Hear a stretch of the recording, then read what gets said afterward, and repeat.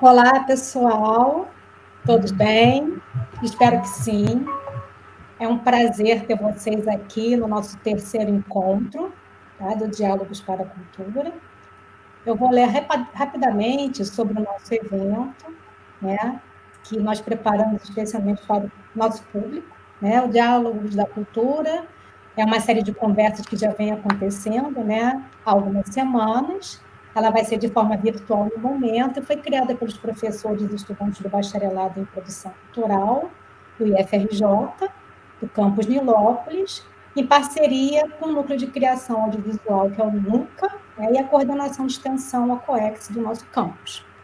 Então, todas as segundas-feiras, às 17 horas, nós vamos estar aqui, ao vivo, para conversar com vocês com esses temas que são relacionados ao campo da cultura, né, no contexto atual, e temos a participação dos nossos convidados externos e a presença dos nossos alunos ou alunas, né, e professores e professoras. Então, nesse terceiro encontro, o tema que nós escolhemos para tratar com vocês é sobre a questão da cultura e relação de trabalho, né? As relações de trabalho. Engraçado quando a gente fala assim, cultura, arte, né? Trabalhar para a arte, para a cultura, as pessoas sempre acham que não existe trabalho neste meio, que é sempre tudo muito prazeroso, que não existe uma rede que fique estruturada para que a gente possa executar os nossos projetos, né? E o produtor cultural, que acaba sendo o eixo principal dessa rede de trabalho, não o principal, mas não é o mais importante, o principal do que a gente vai tratar hoje no nosso assunto, né? Ele acaba que tem assim uma múltipla função, né? Qual é a característica desse profissional dentro dessa área? Né? Como é que esse profissional ele pode se colocar no mercado de trabalho que é voltado para a área de cultura? A gente tem aqui várias possibilidades para esse profissional. Ele pode ser um secretário de cultura, né? Na semana passada, ontem, tivemos a presença de um secretário, né, de cultura, que é um produtor cultural formado pela UF, né? O produtor cultural ele também pode estar no terceiro setor, ele pode ser um produtor autônomo, ele pode trabalhar em grandes empresas, ele pode ser um avaliador de projetos culturais no setor público e privado, várias funções, né? O produtor cultural em si. Não só o produtor cultural propriamente dito, mas também os outros profissionais que trabalham na área da cultura. São os técnicos, né? Vamos pensar aqui nos diretores de peças teatrais, diretores de cinema, assim, várias possibilidades que a gente tem na área da cultura, né? Mas eu estou aqui com dois convidados que vão trazer as suas experiências, né, para a gente. Vou falar um pouquinho de cada um. Né? Acredito que hoje o nosso debate, né, a nossa conversa, ela volte também um pouquinho para as questões, né, mais atuais, onde não só o setor cultural, mas vários outros setores tiveram que se readaptar, se reinventar. É claro que para a cultura, às vezes, se torna um pouco mais difícil, porque em alguns países, como o nosso, por exemplo, a nossa área não é vista com tanta importância assim. E nós sabemos que para a formação de qualquer ser social, a cultura também é uma prioridade, né? Então, a gente vai conversar um pouquinho sobre trabalho na área da cultura, e eu tenho aqui dois convidados, quero agradecer muito a presença dos dois, de ter aceitado o convite nesse nosso desafio, que é o Gustavo Portela, produtor cultural, né, mestre em cultura e territorialidades pela UF, é graduado em produção cultural pela mesma instituição e tem investigado as relações entre trabalho, economia e cultura dentro do neoliberalismo, especialmente a partir dos termos da informalidade, da pejotização e do microempreendedor individual. E Marta Caminha, né, nossa aluna, que é professora, jornalista, gerente de projetos e produtora cultural, proprietária da Martimar Produções, que é uma empresa criada em 2007 para a valorização das artes e do patrimônio cultural do Brasil. Também é diretora cultural do CCME, Centro Cultural do Movimento Escoteiro, desde 2015, e assessora de imprensa e voluntária nos projetos sociais Pedacinho da Gente e Ação Bem Querer. Então, meus convidados, eu vou abrir a palavra para vocês, para que nós possamos começar, né, a dialogar um pouco nessa área chamada trabalho na cultura.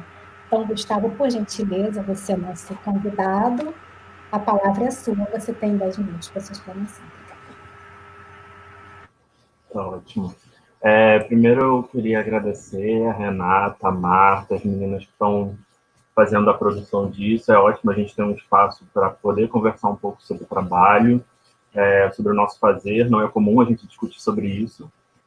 Inclusive, a gente geralmente fala que o trabalho na cultura ele é um tanto quanto invisibilizado, né? Quando a gente vai num show, numa festa, numa manifestação artística, a gente não pensa muito nos processos que estão por trás daquilo. O produto, o objeto artístico ou a apresentação, por exemplo, elas costumam invisibilizar todo o processo laboral anterior àquela realização final. Bom, dito isso, eu acho que a Covid-19, o momento que a gente está passando, um momento muito triste que a gente está passando, tem chamado um pouco da nossa atenção, do setor da cultura especialmente, para essas relações. Porque estão ficando um pouco mais expostas quais são as situações de trabalho, principalmente informais, de quem está na cultura. Bom, eu acabei de finalizar meu mestrado em cultura e territorialidades, eu fiz uma pesquisa sobre a situação de jovens produtores culturais na cidade do Rio de Janeiro. Eu fiz um pequeno levantamento de dados a partir de diferentes pontos e eu gostaria de começar o debate trazendo alguns desses dados que eu acho que são importantes para a gente partir a uma análise. Os dados são do Sistema de Indicadores de Informações Culturais do ano passado, de 2019, e aí eles vão dar alguns dados, alguns conhecidos, como, por exemplo, que o setor da cultura representaria 6% do total de ocupados no país. É um dado um pouco bruto, a gente sabe que não é que existem controvérsias, mas acho que são importantes para a gente partir o debate. Um segundo dado que eu acho interessante é que a gente imagina um setor da cultura um pouco mais avançado em diversas questões de diferenças sociais no país. E aí o sistema de informações e indicadores ele vai mostrar que não é bem assim. Primeiro que na cultura as mulheres ganham 67,8% do que homens ganham. No Brasil, esse número é cerca de 82%. Então, o setor da cultura, as mulheres ganham menos.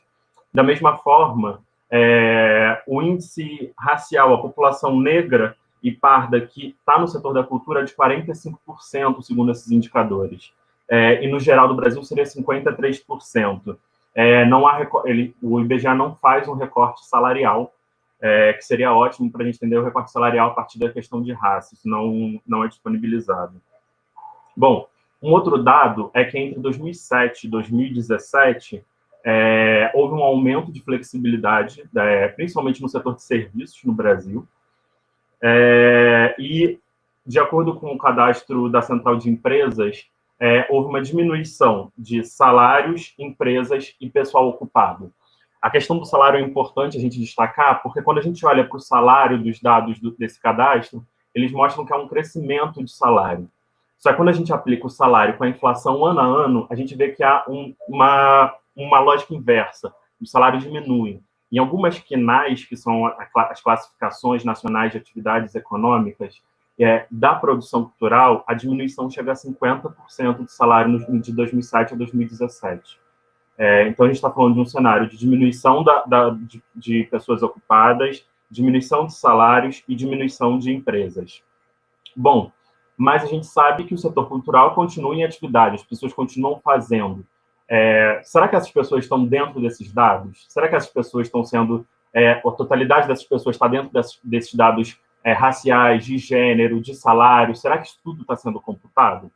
Um dado que o IBGE mostra para a gente entre 2014 e 2018 mostra que o setor cultural, o tipo de trabalho principal no setor cultural passou a ser o trabalho por conta própria. A gente tinha 32% em 2014, em 2018 a gente vai para 44%. É o maior, tipo de trabalho no setor da cultura hoje é o trabalho por conta própria. Isso eu estou falando antes da Covid. A gente sabe que esses números provavelmente pioraram e tem tendência a piorar. Quando a gente olha para o setor geral do país, a economia geral, as outras atividades, esse número está em 25% em 2018. Então, a gente tem já consegue vislumbrar que o setor da cultura tem uma atividade por conta própria muito maior. E qual é a origem disso, né? Por que as pessoas estão indo trabalhar por conta própria? Eu acho que sempre que a gente vai falar de trabalho por conta própria, trabalho intermitente, freelance, entre outras formas, a gente tem que falar primeiro de desemprego. O que é desemprego? Desemprego é uma categoria inventada, principalmente nas ciências econômicas, e que ganha uma grande proporção a partir dos anos 30, de 1930. E aí ele se transforma em um eixo de análise estatística, sobretudo. Então, a gente passa a analisar a participação da população na economia nacional a partir de dados de desemprego. Então, é comum, mês a mês, a gente saber qual é a quantidade de desempregados no país, no estado, e enfim. E o que acontece dos anos 30 para hoje? A gente vai ter uma transformação no entendimento do desemprego. Primeiro, ele vai ser uma responsabilidade do Estado, vai se transformar... na Inglaterra, por exemplo, vão chegar a criar escritórios de emprego para analisar quem são as pessoas elegíveis e não elegíveis, as que estão desempregadas porque querem e as que não estariam. A gente vai ter uma transformação completa da ideia de desemprego, principalmente associada à ideia de empreendedorismo. Então, o empreendedorismo ele vai aparecer estimulando que as pessoas têm capacidade inata, uma capacidade própria de se empregarem. Eu gosto de dizer que é uma responsabilização dos trabalhadores e das trabalhadoras pela situação de desemprego. Então, o empreendedorismo, na minha visão, vai aparecer um pouco nessa linha. E o trabalho temporário, intermitente, freelancer, ou qualquer outro termo que a gente queira chamar, pejotizado, uberizado, parece que caminha um pouco nessa mesma direção. Um sociólogo francês que trabalha um pouco com trabalho cultural, são poucos autores ainda que trabalham com esse tema, ele vai dizer que esse desemprego temporário, essa situação de freelancer, ela é uma situação ideal para as empresas, principalmente porque ela vai fazer uma redistribuição de pessoal pelo período econômico que aquela empresa está. Então, se eu tenho mais projetos, eu vou contratar mais pessoas. Se eu tenho menos projetos, eu vou demitir essas pessoas. É uma situação que sobra as pessoas tomarem conta de si mesmas e administrarem sua vida financeira, sua vida, como se fosse uma empresa, como se estivesse em situação de igualdade com as empresas que a estão contratando. E a gente sabe que não é bem assim, não é assim que funciona. Existe até um termo econômico que é utilizado no setor empresarial para isso, que é o downsizing, que é uma experiência de demissão a partir da demanda econômica que essa empresa possui. E me parece que na cultura a gente vai ter um entendimento cada vez maior, nesses últimos 10 anos, entre 2007 e 2017, principalmente, que são os dados que eu levantei aqui, de que os cargos, o trabalho está vinculado aos projetos e não mais à empresa. Então, para ter trabalho, é preciso ter projeto, é preciso aprovar em leis de incentivo, é preciso envolver outros mecanismos.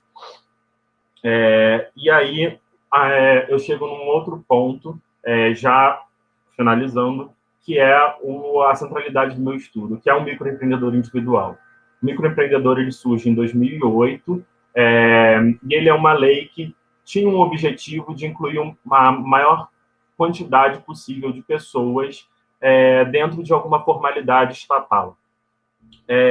Na minha visão, o microempreendedor parece englobar diversos desses profissionais que estão em situação de desemprego temporário. Ele meio que formaliza essa forma de trabalho temporário que, posteriormente, já na reforma trabalhista do Temer, vai entrar o trabalho intermitente na carteira assinada.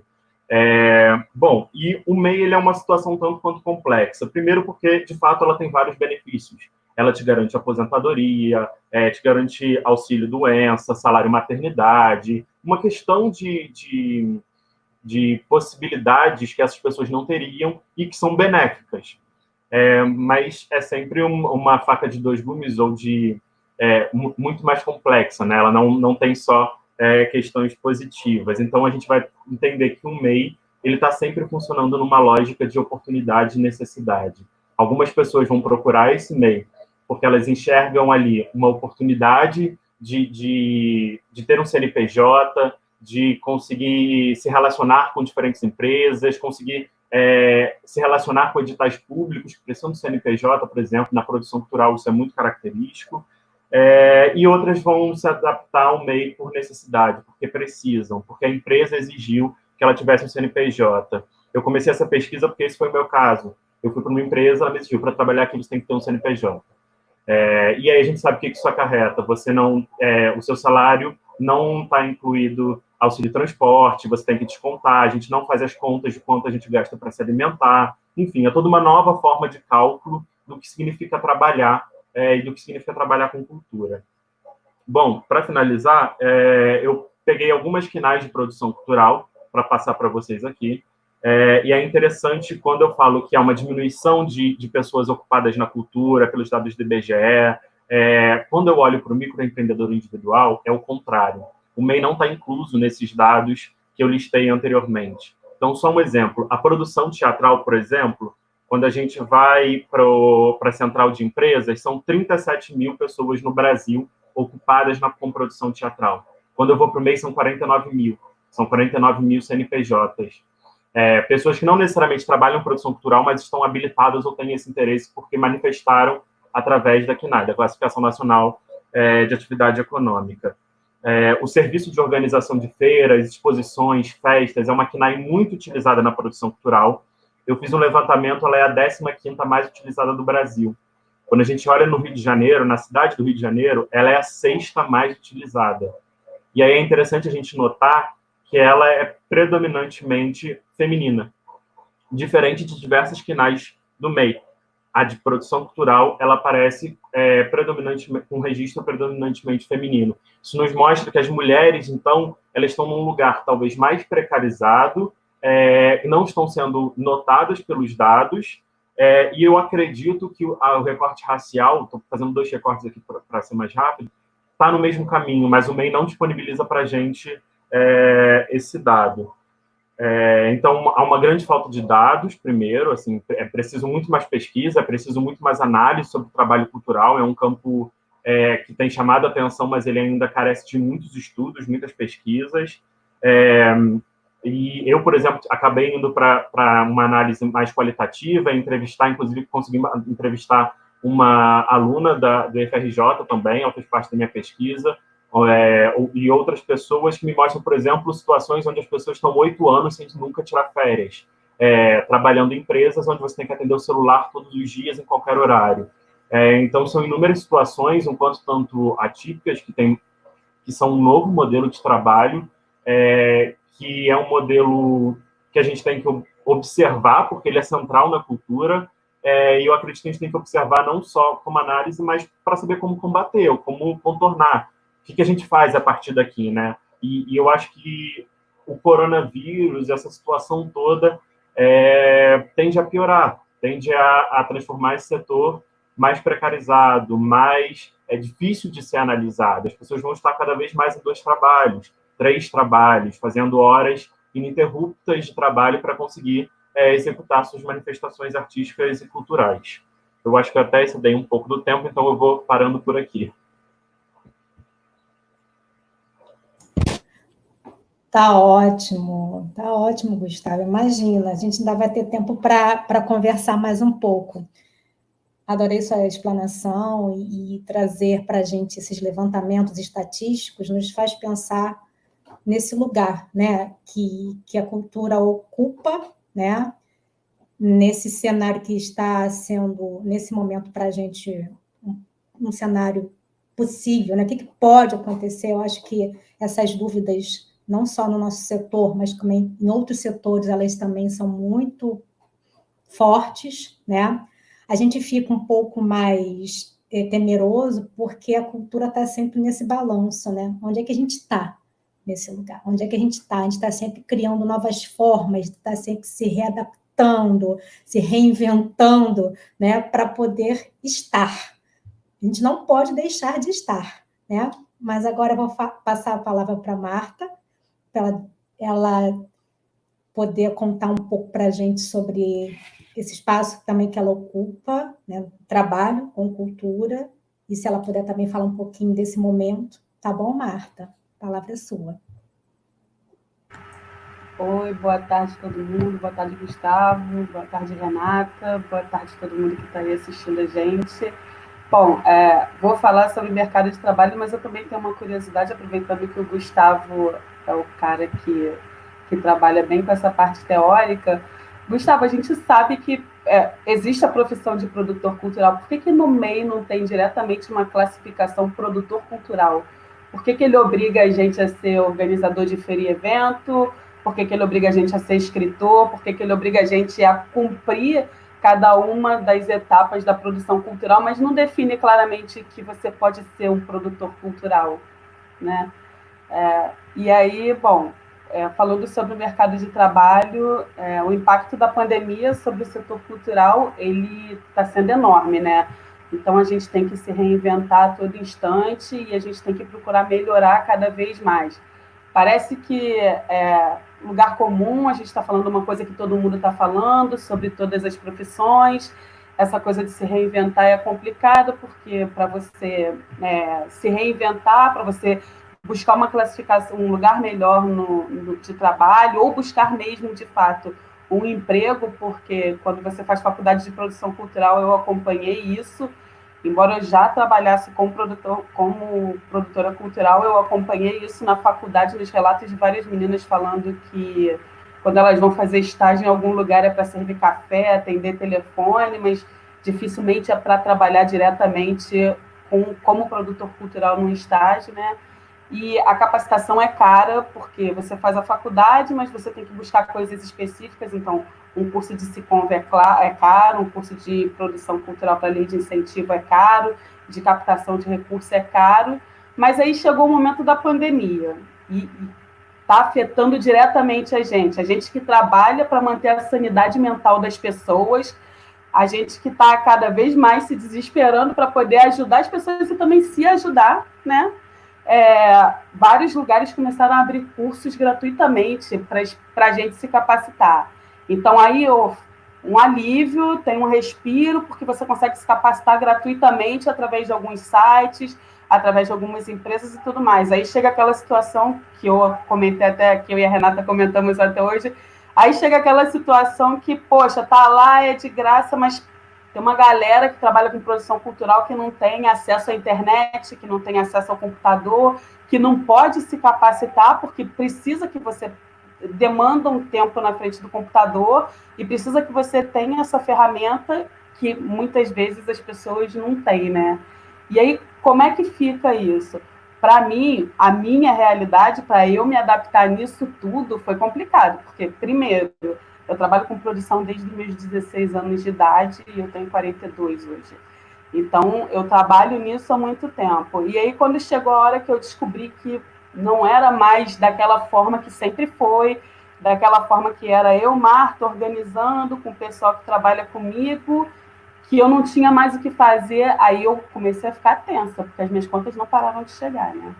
Então, eu comecei a ficar tensa, e aí vários amigos foram me dando umas dicas, me ajudando. Aí, nesse momento, assim, depois de um período tenso, que eu não sabia o que fazer, porque, sinceramente, ruía todas as minhas unhas só de pensar que eu podia aparecer na frente de um vídeo falando para um monte de gente.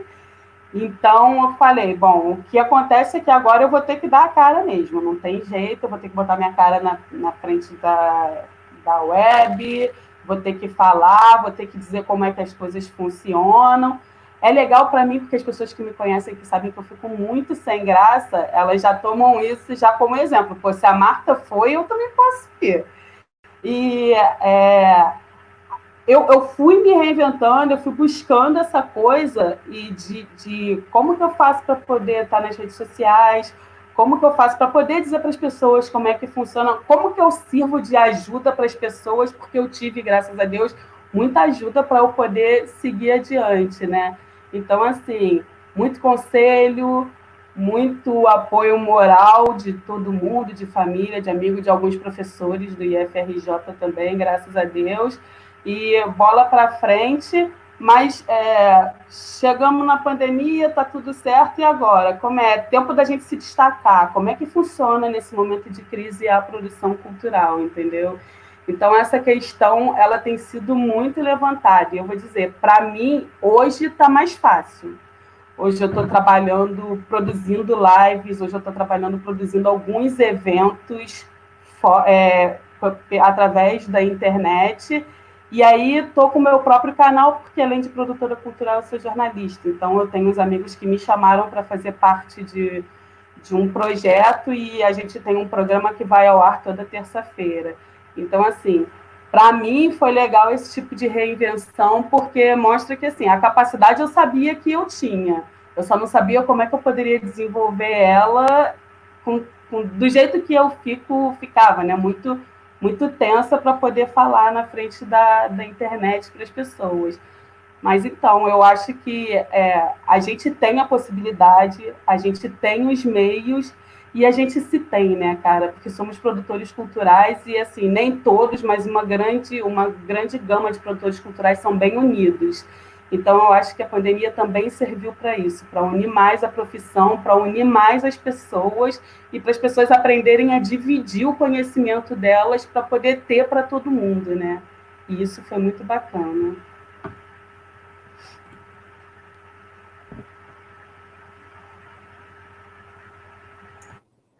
Foi, Marta. Obrigada, Marta, pelas suas palavras. Né? Essa questão desse novo momento que a gente está vivendo, né? Eu acho que antes de passar para as perguntas, se houverem perguntas por aí, né? A gente espera que sim, que acho que é um assunto bem interessante. Existe a questão do fortalecimento mesmo, né, Marta e Gustavo, da rede, né? Como a Marta falou, assim, nós precisamos de rede para poder se sustentar. Se a gente não pode, né, contar diretamente de algo que venha de cima para baixo, né, eu tenho certeza que os grupos que se articulam, né, dentro das possibilidades que eles têm de atuação, dentro dos seus talentos, dentro da sua capacidade de formar outros grupos, e nisso a gente vai construindo a sobrevivência, né? Essa palavra eu acho muito forte, né? Sobreviver, né? Para ter um peso, né? Por trás disso, mas é um momento muito específico, né? Para a gente usar esse termo. Então, eu vejo tanto na fala do Gustavo como da Marta essa questão da gente entender qual é o lugar que a gente ocupa, né? E de que forma a gente vai viver neste lugar que a gente ocupa. A gente recebe isso tudo e tem que se reestruturar de uma forma que a gente consiga se manter vivo neste lugar, né? Esse daí que é o ponto.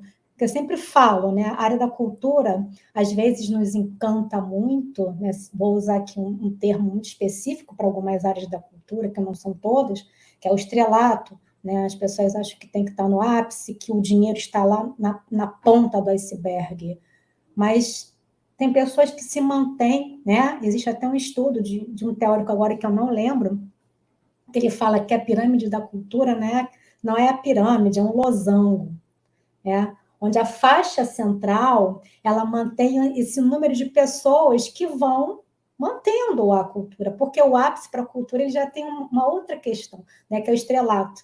Né? Nem todo mundo pode estar naquele lugar, porque fica difícil. Mas se você se mantém e você consegue, né, permanecer num movimento constante, né, nós temos vários exemplos, né? A Jordana, semana passada, trouxe isso para a gente, né, o secretário de Cultura, o Vitor também falou desse lugar de você se organizar, de você se aproximar para obter respostas. É óbvio, né, gente, que a gente sabe que às vezes é um pouco utópico esse texto, porque tem lugares que a gente não vai ter essa resposta tão próxima. Mas se a gente recebe a notícia e encara isso não como problema, e sim como desafio, eu acho que a gente consegue se reorganizar, tá? Então, será que nós temos perguntas? Eu vou esperar aqui a nossa mediadora. Sim, temos a pergunta aqui do Alexandre Oliveira Pimentel, em relação acho que para o Gustavo, né? O trabalho do Gustavo está disponível para compartilhamento online. Caso esteja, podem disponibilizar o link aqui. Então, Gustavo, por gentileza. Então, eu defendi o meu trabalho no início desse mês, na verdade. Eu estou fazendo as finalizações, alterando algumas sugestões da banca. Então, ele ainda não está disponível. Eu estou finalizando ele até para terminar todo o processo burocrático junto da pós-graduação. Mas assim que tiver, eu posso enviar para a Renata, para outras pessoas que possam também compartilhar o trabalho, mais pessoas possam ler e colaborar com esse campo. Eu acho, Gustavo, que até... a Marta. Eu li um artigo que está num livro, foi você quem fez junto com o João, no caso? Então. Foi. Um livro que a gente lançou no ano passado, mas aí aconteceu a pandemia, a gente nem fez o lançamento, a distribuição, mas a gente escreveu um livro com colaborações dos discentes da UF, no caso, com esse tema de trabalho cultural. Chama... Oi? Pode falar o nome do livro, porque aí também eu acho que é uma fonte de pesquisa bem interessante. Tá? Chama Realização Profissional e Precarização. É um artigo que eu acabei escrevendo pensando em ensino e produção cultural, que está na revista de Educação Popular também, pensando mais na questão da educação. Gustavo, essa sua pesquisa com esses dados todos que você fez, você saberia dizer por que não existe uma classificação produtor cultural no MEI? Sim. Então, o MEI, quando ele foi criado, ele tinha um objetivo de atender as ocupações no Brasil que não eram formalizadas, que não tinham passado ainda por um processo de registro. O que acontece é que a produção de produtora cultural ela é um tanto quanto controversa. Ela foi regulamentada junto com a lei que regulamenta de artista, se não me engano, de 79, 78. Só que ela foi regulamentada como diretor de produção. Ela não compreende hoje o que a gente entende quanto produção cultural, a gente já entende um campo muito mais amplo, mas ela foi regulamentada. Então, esses outros nichos de produção que não tiveram essa mesma regulamentação, elas entraram no microempreendedorismo individual. Então, é uma situação onde a gente tem uma regulamentação, mas ao mesmo tempo não tem. É uma situação um pouco controversa, típica da produção cultural, né? As coisas não são muito bem delimitadas. Existe um projeto no Congresso, se não me engano, desde 2015, que regulamenta a produção de produtor e produtora de cultura, esporte, e tem um outro termo que eu não me lembro. E ela está tramitando, ela não foi terminada ainda. Mas essa é a razão, assim, porque a produção foi regulamentada. Então, teoricamente, ela não teria necessidade de estar ali. Entendi.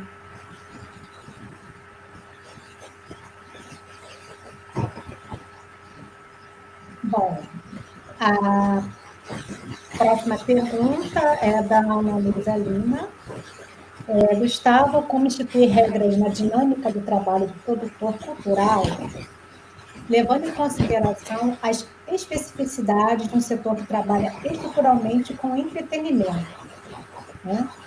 O que você sugere em relação a esse questionamento que a Ana Luísa traz para a gente? Eu acho que a gente parte já de uma situação complicada, porque a gente pensa a produção cultural como essa atividade que é por si intermitente. Então, como a gente pensa relações de trabalho, sejam mais justas, mais dignas, do ponto de vista salarial, mas do ponto de vista de uma dignidade humana mesmo, a partir de um trabalho que talvez seja intermitente. Eu acho que o primeiro exercício que a gente tem que fazer é tentar entender o que o nosso trabalho envolve. Então, vou usar o exemplo de uma socióloga italiana, que ela vai dizer que o campo da cultura e da produção cultural é muito marcado por contratos fantasmas. O que são esses contratos fantasmas? A gente assina um contrato, você vai trabalhar durante 2 meses, 3 meses em uma empresa, por 8 horas. Só que, de verdade, você está trabalhando 10, 12. E a gente não divide quanto a gente ganha pelo tempo que a gente realmente trabalha.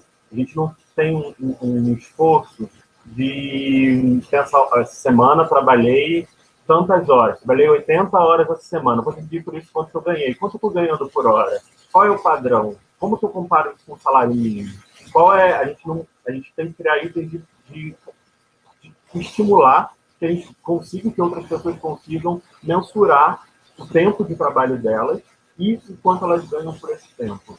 É comum também que no campo da produção cultural, no campo da cultura de maneira geral, a gente acha que uma recompensa moral ela é suficiente pelo nosso trabalho, além de uma recompensa financeira. Então, eu trabalho com cultura porque eu gosto, porque eu acho que isso transforma vidas, transforma realidades. Mas é só isso que me faz trabalhar? Eu preciso viver em que condições? Então, a gente vai falar que isso é um pouco de um empreendedorismo social, onde você vai pegar as regras do jogo, você vai aplicar a teoria do empreendedorismo, mais dos anos 70, neoliberalismo, só que você não vai desafiar esse sistema, você só vai se entender como um progressista, alguém que está pensando à frente do seu tempo, mas a gente não compra as regras desse jogo. Então, acho que primeiro a gente tem que entender qual é a nossa situação de trabalho, quanto a gente ganha por hora, começar a discutir isso, e eu acho que as regras é uma coisa muito dura de dizer quais seriam as regras, acho que são amplas situações, mas elas devem ser discutidas em coletivos, a gente precisa estimular coletivos, sindicatos, a gente precisa estimular redes, como a Renata falou. Agora, no momento de Covid, a gente tem visto surgir diversas ações pensando nos produtores e produtoras freelancers, vai ter o agrupamento de produtores freelancers, eu tenho dado uma mapeada em como as pessoas estão atuando, mas estimular, participar, debater.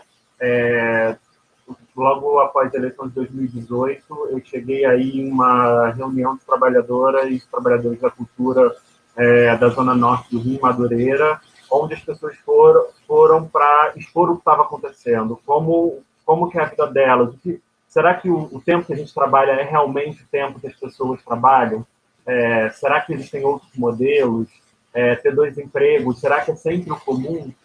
A gente sabe que na população brasileira tem vários empregos, estão o tempo todo trabalhando, mas a gente tem que discutir, tem que estimular as redes. Eu acho que só assim a gente vai conseguir entender quais são as regras que a gente quer, quais são as regras que a gente acha justas, de novo, do ponto de vista financeiro, mas do ponto de vista de dignidade humana. Então, acho que talvez seja essa a solução.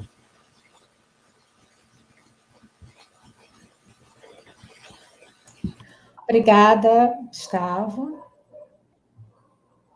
Gostaria de saber se as pessoas têm mais perguntas para fazer. Eu tenho até uma colocação para fazer, né? Temos aqui. Olá, Pamela Santos. Como foi o processo de pesquisa, né? É uma pergunta voltada para essa questão de como é que você se aproximou, né? Que te estimulou. Acho que você já pontuou o que te estimulou, né? Mas como é que você conseguiu chegar nesses dados? Porque, às vezes, quando a gente fala dos dados da cultura, né? As últimas gestões, né, do Ministério, que a gente não tem mais, né?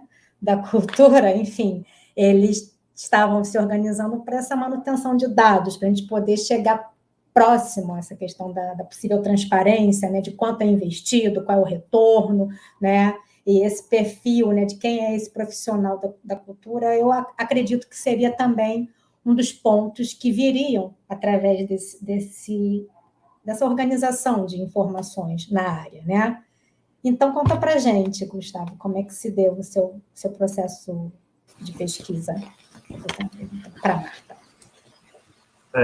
Eu acho que esse processo de pesquisa, na verdade, ele foi um processo que não começa por mim, é lógico. Eu fiz a graduação em produção cultural na UF, então eu tive uma série de estímulos e trocas possíveis, que eu acho que são muito ricas dentro de qualquer espaço, instituição, universidade pública.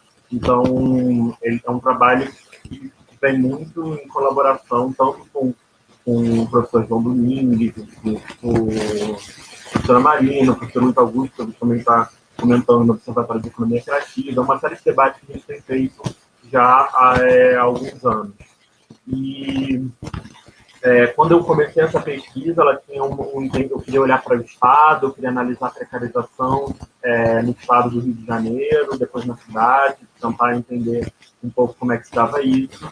Mas quando eu fui olhando para os dados, e aí é uma questão que para mim foi muito importante, eu não olhei para nenhum dado gerado pelo Ministério da Cultura durante esse período, eu olhei para o IBGE, então eu fui para o Sistema Nacional de Indicadores de Informações Culturais, que tem uma relação com o Ministério da Cultura, historicamente. Eu fui olhar a Central de Cadastro de Empresas, também no IBGE, e para os dados do MEI no Portal do Empreendedor. Quando eu olhei esses dados,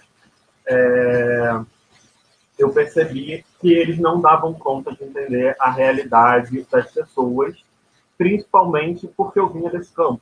Eu sabia que meus colegas de profissão estavam me relatando coisas que não estavam dentro desses dados, que não cabiam ali, situações de produções constrangedoras, situações de limite, situações difíceis que simplesmente os dados não davam conta.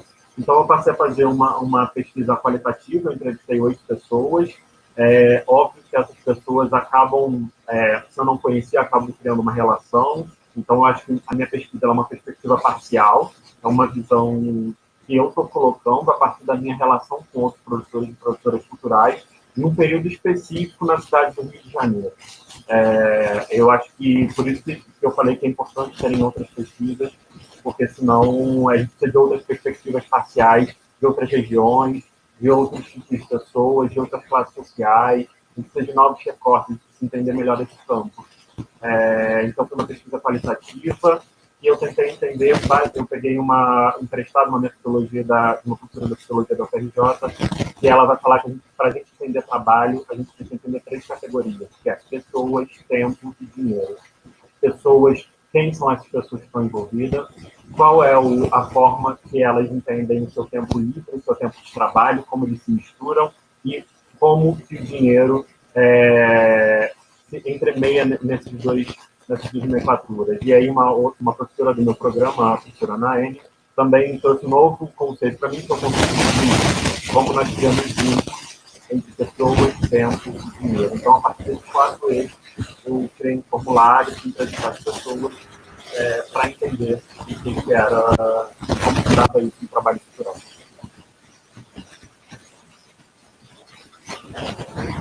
Obrigada, Gustavo, pela explicação, né, para a Pamela. Eu não sei se nós temos mais... Opa, fala, Marta. Oi, desculpa.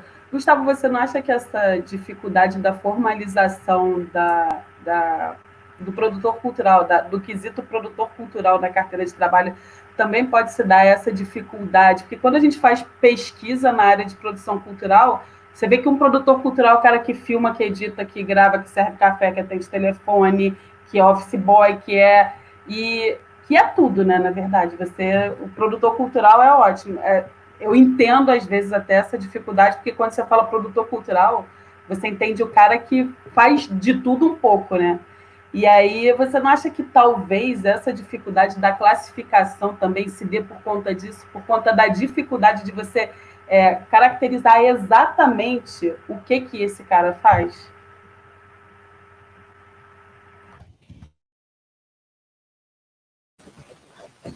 Sim, eu acho que a dificuldade da gente entender formalização, entender as finais, as classificações nacionais de espécies econômicas, é primordial para o problema que a gente tem hoje, que é entender quem são as pessoas, quantas elas são, e quais são as situações laborais que elas vivenciam. Existem alguns mecanismos, na minha dissertação eu tentei traçar alguns desses mecanismos e listar um pouco esses números, mas com toda certeza. Assim, eu entrevistei, durante o meu processo de pesquisa, eu entrevistei pessoas que trabalham com uma assistência de direção, por exemplo, dentro de uma empresa. Mas, quando não tem ninguém para carregar a câmera, a pessoa também vira o carregador, também também passa a exercer outra atividade. Como eu falei, entrevistei uma pessoa que falou que por 8 anos sem tirar férias, daí ela pediu demissão, ela não aguentava mais. E ela ficou 8 anos sem tirar férias, exatamente porque estava sem projeção de trabalho. Então, ela tinha que pensar a profissão dentro do escritório, tinha que ir para a rua quando não tinha ninguém. Se alguém ficava doente, que é uma coisa que a gente não faz muito na produção cultural, ela tinha que assumir 2 trabalhos, senão um colega ficava sem emprego. Então, ela assumia isso para si e, segundo ela, já esperando que, caso isso acontecesse, ele também fizesse para ela.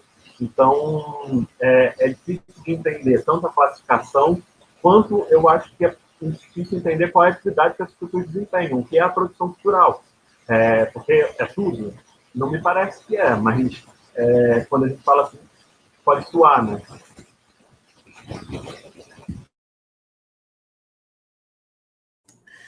É verdade, Gustavo, essa questão de estar em todos os lugares, né? Meio onipresente, onipotente. E é interessante vocês trazerem essa questão para a gente, porque não sei se vocês conhecem uma pesquisadora da área, que é a Maria Helena Cunha, né? Ela escreveu um livro chamado Gestão Cultural, e o título é Profissional em Formação, né? Então, só o título ali já impacta bastante que lugar é esse, né, que a gente ocupa, né, porque é tão polvo, tão, né, os tentáculos eles vão se espalhando para que o projeto aconteça, né? O Gustavo usa um termo agora que eu não anotei, mas é como se o produtor cultural, para todo o artista envolvido, os técnicos, enfim, todos os profissionais que trabalhassem com cultura, só o aplauso da plateia fosse importante, né?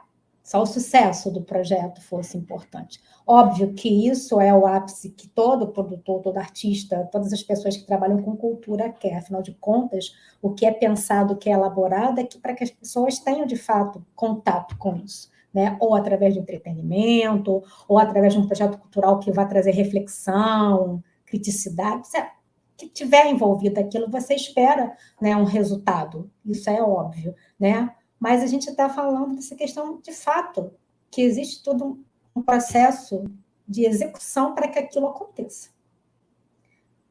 Por mais que, né, pareça pontual você ir a uma exposição, que legal, né, tal, você vai a um show, mas é igual festa de aniversário, né? Quanto tempo durou para aquilo acontecer? É uma comparação meio esdrúxula, né? Mas as coisas não acontecem assim. Né? As coisas não acontecem assim. Existem... E o projeto cultural ele tem um tempo de planejamento, gente, muito grandioso. Né? São equipes que são envolvidas nesse processo. Né? Às vezes a equipe, né? Às vezes é eu-equipe, né? Eu-equipe, você sozinho nesse processo. E também tem um outro processo, que são os profissionais que estão na linha de frente, não só o produtor, como outros que estão no seu projeto, estão em outro projeto, e por aí a gente vai criando esse lugar. Que lugar é esse que a gente está? Lugar nenhum e todo lugar, né? Isso é um ponto. E eu não sei se tem mais perguntas que eu estou falando aqui, me desculpem, né? Que eu tenho os convidados aqui. Temos aqui mais uma pergunta do Luiz Augusto Fernandes Rodrigues, professor, saudades. Como vocês avaliam a dificuldade de criação de associações da categoria? Isso, eu acho, essa pergunta é muito pertinente. Muito pertinente. Vamos lá. Fica aí para os nossos 2 convidados. Quem quer falar primeiro? Gustavo? Marta? Então, Marta, vamos lá, Marta. Fala para a gente um pouquinho sobre isso.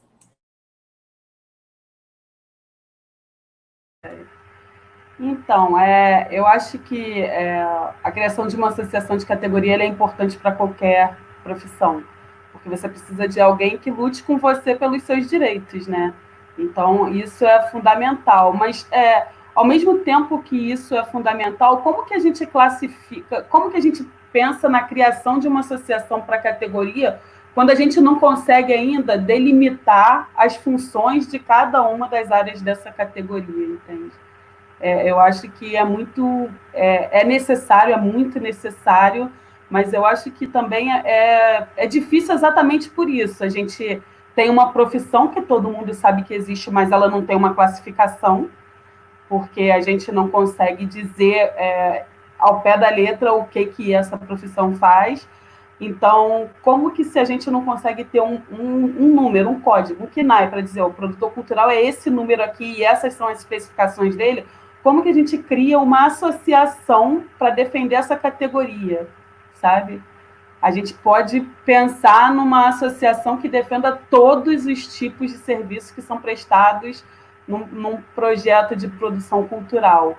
Mas a gente não sei como a gente cria uma associação que fale de uma categoria que as pessoas ainda não conseguiram pegar a essência dela e dizer, é isso.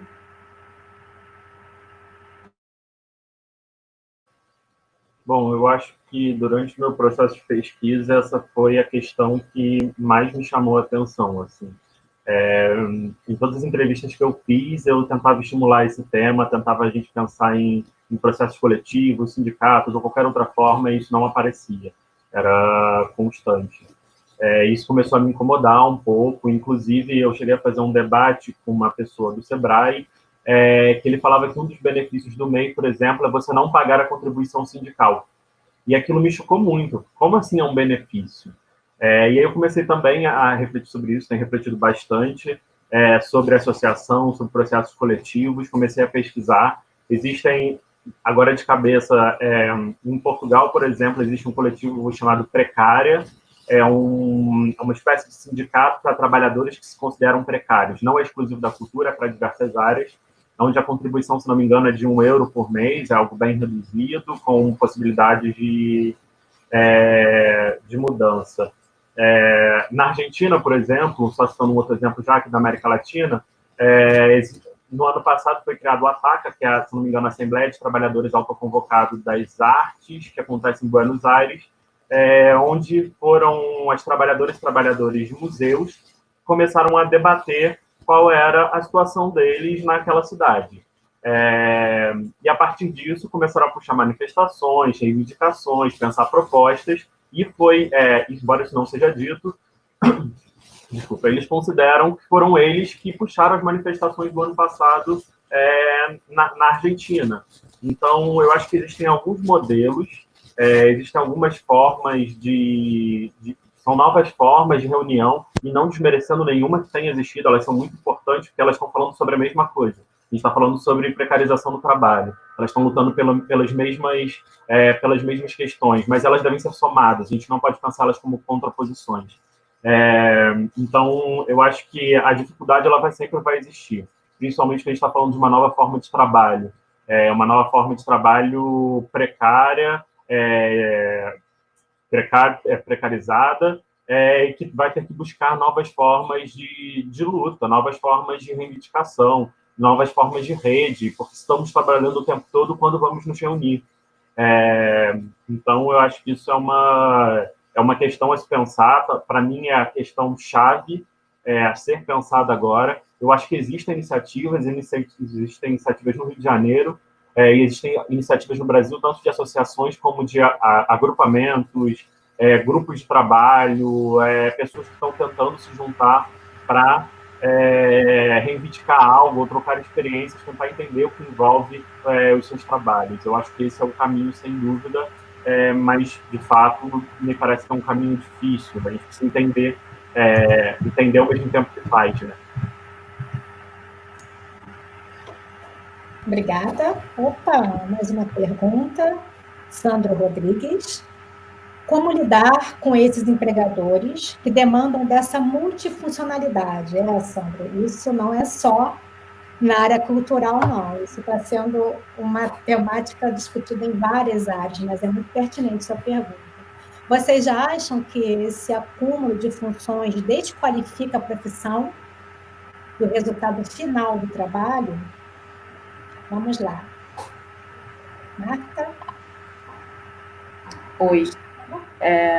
Eu não acho que gere uma desqualificação, porque, assim como a Renata falou de equipe, você tem hoje muitos produtores culturais que trabalham com eles mesmos, né? Que trabalham sozinhos o tempo inteiro. Então, eu acho que tem pessoas que se capacitam, né, para esse tipo de coisa, de trabalhar sozinho. Não acho que esse acúmulo desqualifica, mas eu acho que, assim, ele não desqualifica quando você está 100% voltado para um projeto. o que de fato não acontece, né? Você não conhece muitos produtores culturais que são voltados para um único projeto. Você conhece produtores culturais que atuam em 2, 3, 4, vários projetos simultaneamente. Talvez o resultado não diminua, mas eu acho que a excelência final do trabalho, do conjunto, ela possa ficar um pouco reduzida.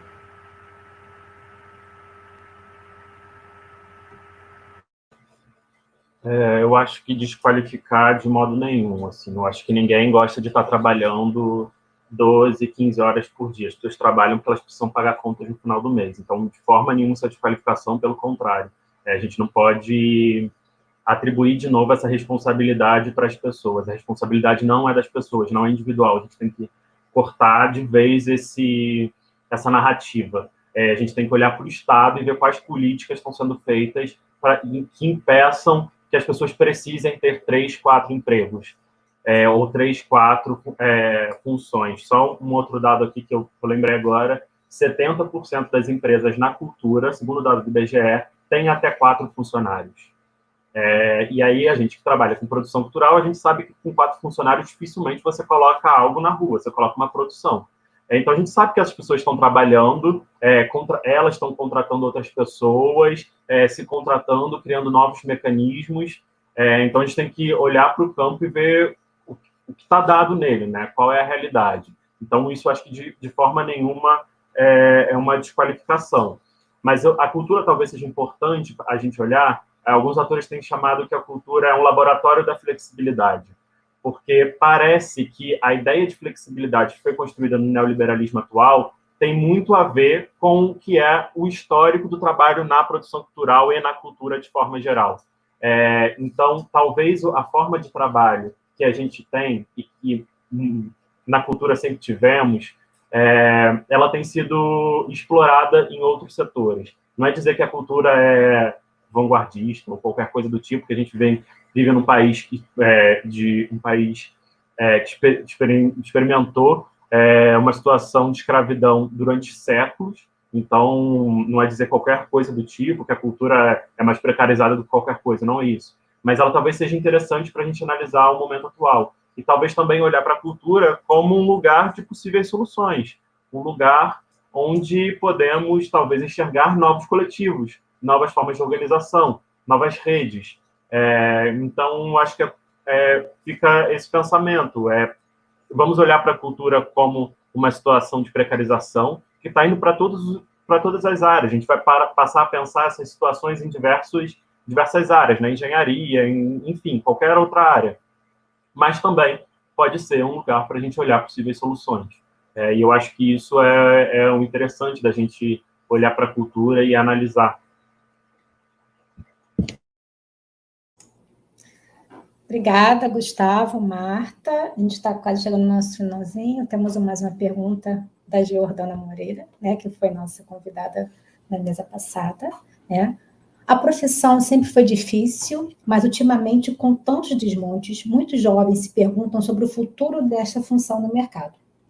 Mesmo sendo uma área de potência econômica, o que vocês avaliam sobre a colocação da Giordana, né, que é super importante mesmo, que essa questão de visão, né, das possibilidades vindouras, né, dentro de uma profissão, né, que está sempre aí se reposicionando, se recolocando.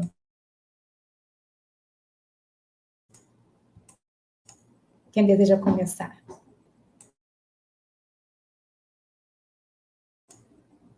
Marta? Gustavo?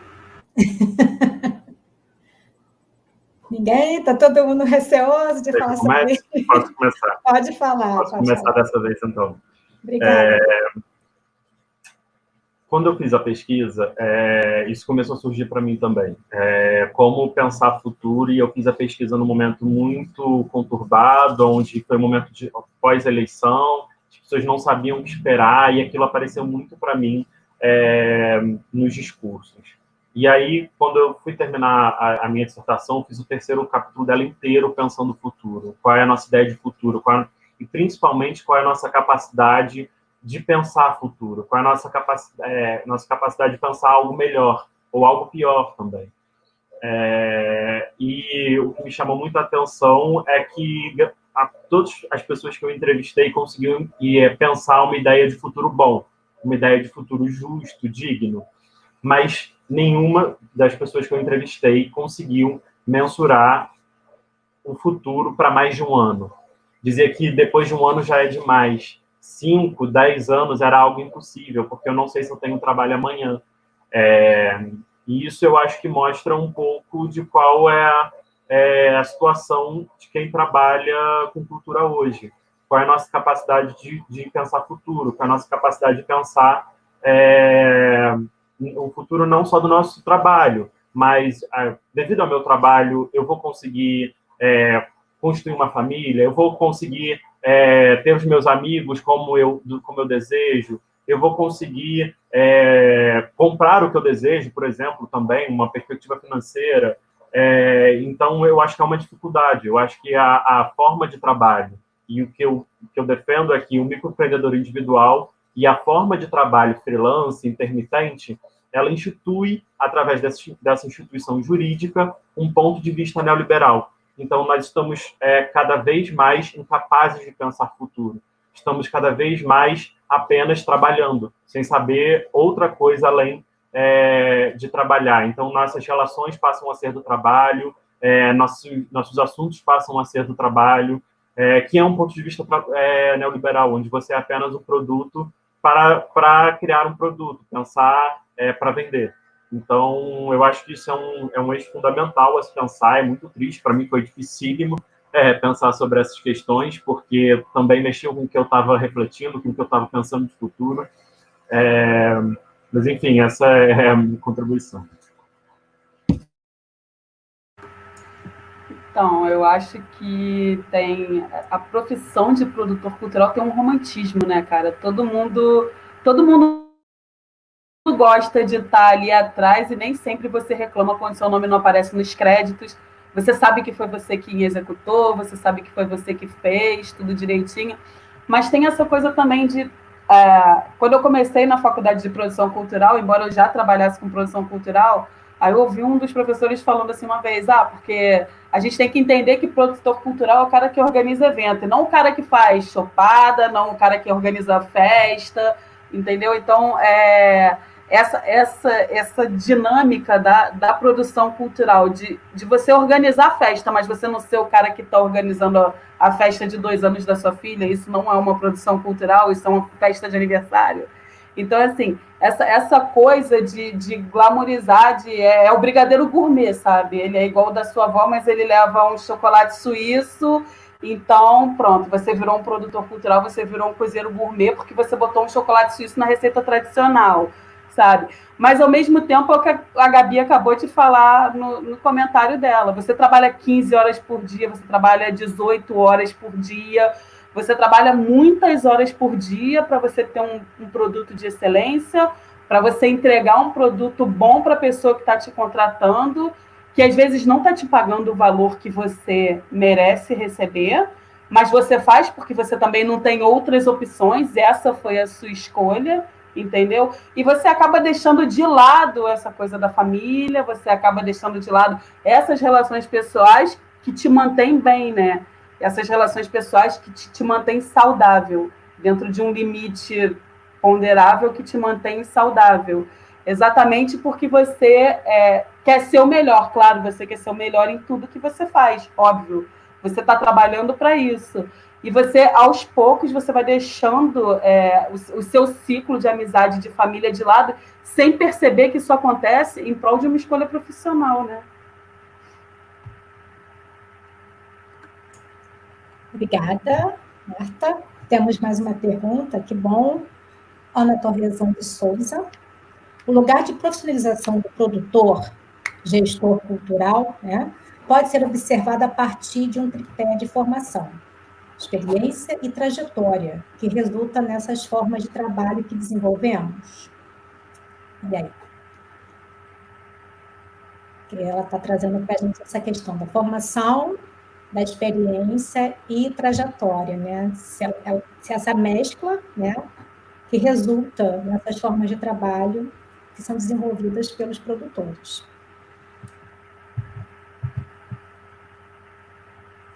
Ficou claro para vocês a pergunta?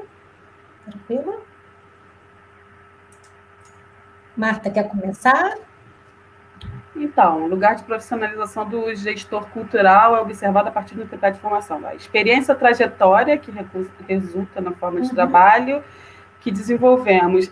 Acho que sim, eu conheço muitos produtores culturais que não têm formação em produção cultural, que são excelentes produtores.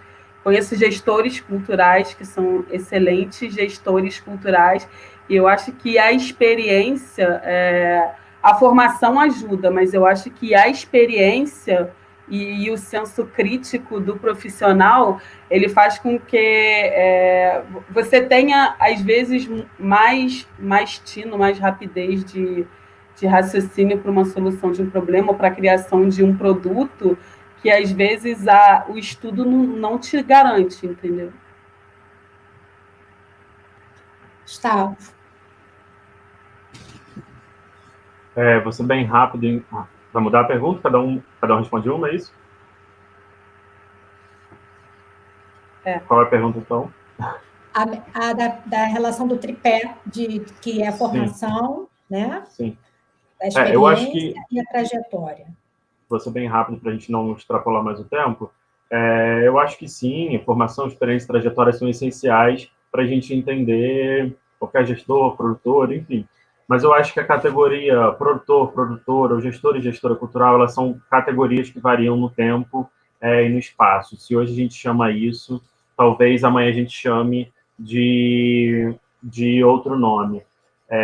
Então, é muito comum, por exemplo, a gente ver pessoas que vão utilizar a categoria de produtor, produtora cultural, porque é o que está no mercado no momento. E aí, por exemplo, vou pegar um gancho, então a gente vai ter muita gente agora falando especialista em economia criativa, que é o tema que está no momento, é o que está vendendo, e as pessoas precisam trabalhar, elas precisam dizer que elas têm experiência naquilo, e com toda razão, óbvio. Então, eu acho que também tem que entender que essa categoria ela é uma categoria que varia no tempo e no espaço. Ela não é uma categoria que eu me defino assim e amanhã eu vou continuar assim. Tá certo, muito obrigada. Temos a pergunta da Gabriela Freitas, né? A precarização no nosso setor é, em certa medida, romantizada por muitos profissionais que já atuam na área. Como abrir diálogo sobre dignidade se a mentalidade que predomina é essa? Né? É que a Gabriela nos coloca aí como um questionamento. Um dos dois, para poder responder essa perguntinha.